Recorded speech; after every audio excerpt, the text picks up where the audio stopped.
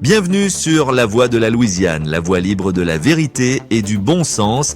Nous sommes de retour après 10 jours d'absence et de réflexion sur le nouveau format que nous vous proposons aujourd'hui. 5 à 10 minutes d'actualités internationales décryptées avec un regard journalistique indépendant et lucide, loin des discours formatés et politiquement corrects. Grâce à vous, mais aussi grâce à Égalité et Réconciliation et Profession Gendarme qui nous ont très amicalement relayés. Nous avons dépassé les 1000 abonnés.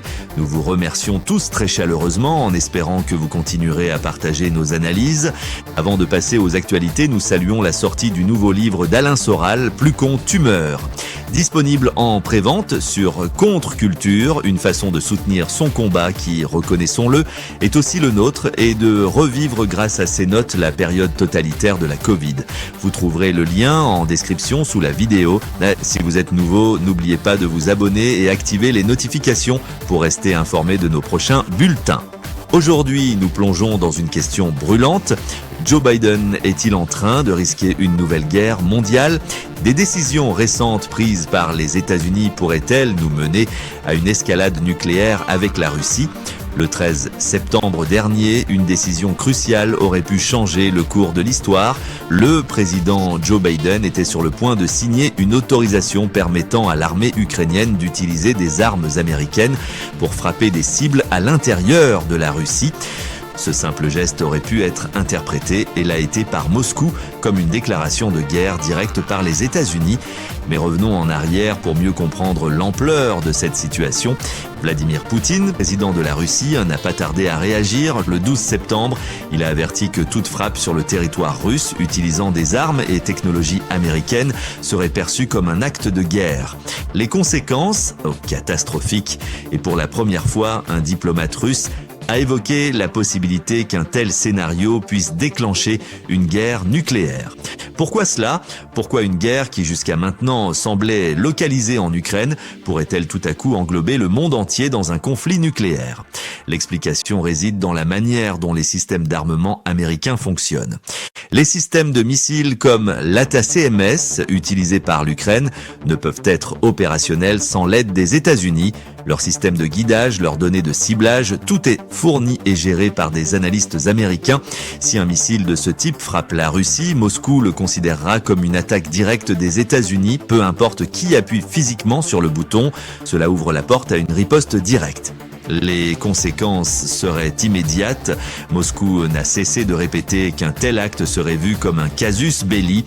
Les experts militaires estiment que la réponse serait dévastatrice non seulement pour l'Ukraine, mais également pour les forces de l'OTAN. Kiev pourrait être rayé de la carte par une arme massive, une bombe thermobarique non nucléaire, mais suffisamment puissante pour détruire toute la capitale ukrainienne.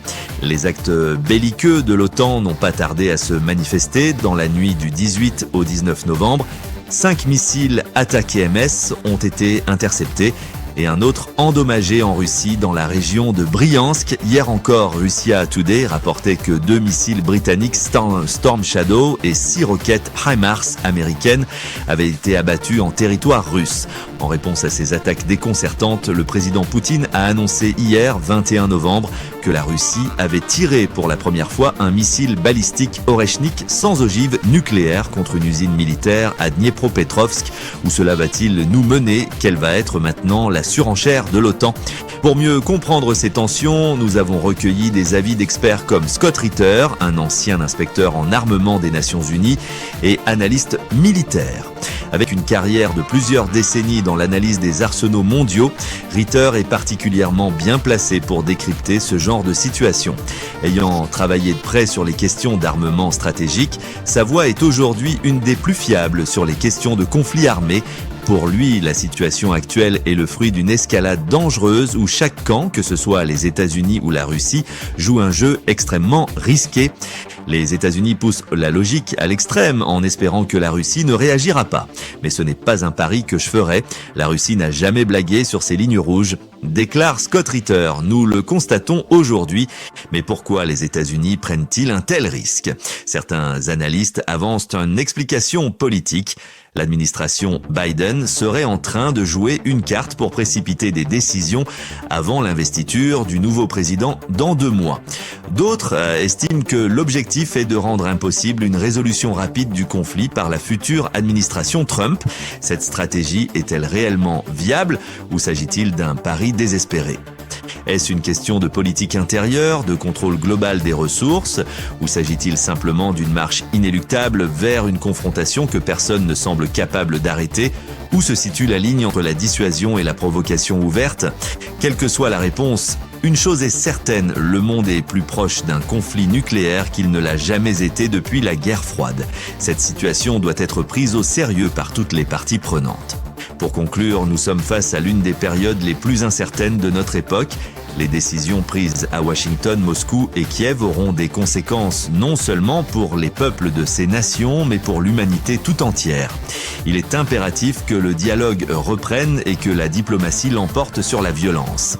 Comme l'a dit un ancien président américain, la diplomatie est la seule manière de garantir la paix, une paix à laquelle la France ne risque pas de concourir puisque son corps diplomatique a été dissous en juin 2022. Était-ce pour s'assurer que les générations futures ne puissent jamais avoir les compétences de la signer? Allez savoir. Et vous, qu'en pensez-vous? Cette situation vous inquiète-t-elle autant que nous? Le monde est à la croisée des chemins, guerre, désinformation, manipulation en tout genre. Face à ces dangers, la vigilance et l'esprit critique sont nos meilleures armes. La Voix de la Louisiane vous encourage à questionner les informations, à former votre propre opinion et à participer au débat public. Ensemble, faisons entendre la voix de la raison et de la paix. N'oubliez pas de liker, de vous abonner, de partager cette vidéo et de participer au débat dans les commentaires ci-dessous pour que chacun prenne conscience de l'importance du moment que nous vivons. Votre soutien est précieux pour nous aider à diffuser une information libre et indépendante. À bientôt sur La Voix de la Louisiane.